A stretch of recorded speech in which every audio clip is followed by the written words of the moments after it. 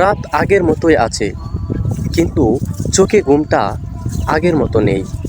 বালিশে মাথাটা লাগালেই হাজারো টেনশন চলে আসে মাথায়। কারণ বয়সের সাথে সাথে বয়স বাড়ার সাথে সাথে সংসারের চাপ, পরিবারের হাল ধরা যখন কাঁধে চলে আসে, তখনই সেই টেনশন চলে আসে।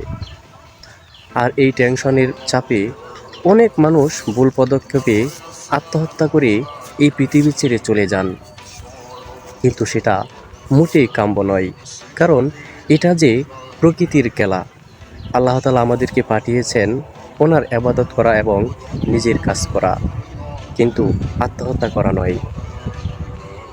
আমাদের যখন ছোটোবেলার সময়টা ছিল, বা আমাদের যারা আরও অনেক বড় মুরব্বীরা, আমাদের পিতামাতা, তো তারা যে সময়গুলো পার করে গেছেন, তাদের জীবনটাও কিন্তু এমন কত বিক্ষত হয়ে আছে এক একজনের, কিন্তু কিছুই করার নেই।